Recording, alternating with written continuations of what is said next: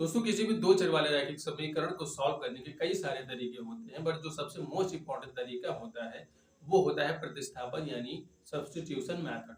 तो आज इस वीडियो में हम यही जानेंगे किसी भी दो चर वाले रैखिक समीकरण को प्रतिस्थापन विधि के द्वारा किस तरह से सॉल्व किया जाता है। तो यहाँ पे हमारा जो क्वेश्चन है वो निम्न ये कह रहा है कि निम्न समीकरण को प्रतिस्थापन विधि के द्वारा क्या कीजिए, हल कीजिए। तो यहाँ पे जो हमें जो समीकरण दिया होता है, सबसे पहले हम क्या करते हैं, उन्हें समीकरण फर्स्ट और सेकंड में क्या करते हैं, डिवाइड कर देते हैं। तो यहाँ पे हम मान लेते हैं ये जो हमारा इक्वेशन है वो क्या है, समीकरण एक है, और ये जो हमारा है ये क्या है, हमारा समीकरण दो है। इसके बाद में हम क्या करते हैं, यहाँ से x या फिर y या फिर इस समीकरण से x या फिर y की वैल्यू फाइंड करते हैं और दूसरे समीकरण में क्या करते हैं, सब्स्टिट्यूट कर देते हैं यानी प्रतिस्थापित कर देते हैं। तो मैं आपको एक बहुत ही अच्छे तरीका बता देता हूँ इसे आसान बनाने के लिए, कि आपको उसी चर की वैल्यू फाइंड करनी है जिसका कोई भी गुणांक ना हो, यानी उसका गुणांक सिर्फ एक हो। एक से बड़ा संख्या अगर है तो वो क्या हो जाता है, थोड़ा टफ हो जाता है सॉल्व करने में। तो हम क्या करते हैं, यहाँ पे जो समीकरण दो है, यहाँ पे जो y है इसका सिर्फ गुणांक कितना है, एक। तो हम क्या करते हैं, समीकरण दो से y की वैल्यू यहाँ पे फाइंड कर लेते हैं। तो यहाँ पे अगर हम क्या करते हैं, यहाँ पे माइनस वाई करते हैं, इधर रोकते हैं तो यहाँ पे है माइनस वन, और ये वाला जो होगा इस साइड में जाएगा तो यहाँ पे हो जाएगा माइनस टू एक्स हो जाएगा। इसके बाद में ये जो माइनस है, इस क्या करते हैं, हम इसे इस साइड लेके जाते हैं और इसे इस साइड में लेके आते हैं। तो यहाँ पे हो जाएगा माइनस को उस साइड में भेजेंगे तो ये दो जो भी नंबर है क्या हो जाएंगे, प्लस में हो जाएंगे। तो यहाँ पे होगा y is equal to one, plus में हो जाएगा 2x। तो ये हो जाता है हमारा समीकरण तीन। अब हम क्या करते हैं, जो y की वैल्यू है वो हम समीकरण फर्स्ट में क्या करते हैं, सब्स्टिट्यूट करते हैं। तो यहाँ पे हमें लिखना होगा कि y की वैल्यू, y का मान, y का मान समीकरण फर्स्ट में रखने पर।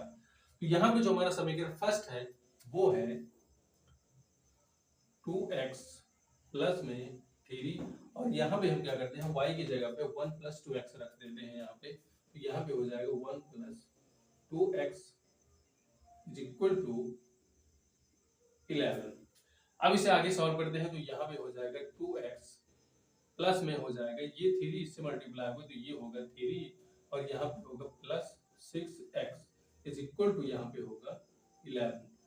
तो यहाँ पे 6 और ये क्या होगा 2 8 होगा, तो यहाँ पे होगा 8x इज इक्वल टू, यहाँ पे होगा ये इस साइड में जाएगा तो यहाँ पे होगा 11 माइनस 3, यानी यहाँ पे आएगा 8x इज इक्वल टू, यहाँ पे होगा 8। तो यहाँ से 8 से 8 क्या होगा, कैंसिल होगा, x इज इक्वल टू यहाँ पे जो वैल्यू आई है वो क्या है, 1 है। अब हम क्या करते हैं, 1 की वैल्यू अगर आप चाहे तो 1 में रख सकते हैं, 2 में रख सकते हैं, या फिर इक्वेशन नंबर थर्ड में रख सकते हैं। आप कहीं भी रखेंगे तो वहां पे आपको मिलेगी y की वैल्यू। अब हम क्या करते हैं, यहाँ पे x का मान थर्ड में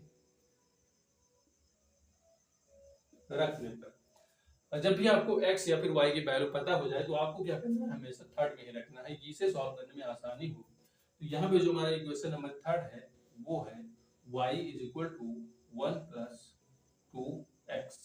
तो यहाँ पे हो जाएगा y is equal to 1 plus में यहाँ पे होगा 2 इंटू 1, तो यहाँ पे आएगा 1 प्लस 2 इज इक्वल टू यहाँ पे होगा 3, यानी यहाँ पे y की जो वैल्यू है वो है 3, और यहाँ पे जो x की वैल्यू है वो है 1। तो इस तरह से आपको क्या करना है, किसी भी और दो चर वाले रैखिक समीकरण को प्रतिस्थापन विधि से सॉल्व करना है। आई होप दोस्तों ये क्वेश्चन आपकी समझ में जरूर आया होगा, और ऐसे ही प्रश्न के लिए हमारे पेज को फॉलो करना मत भूलिएगा।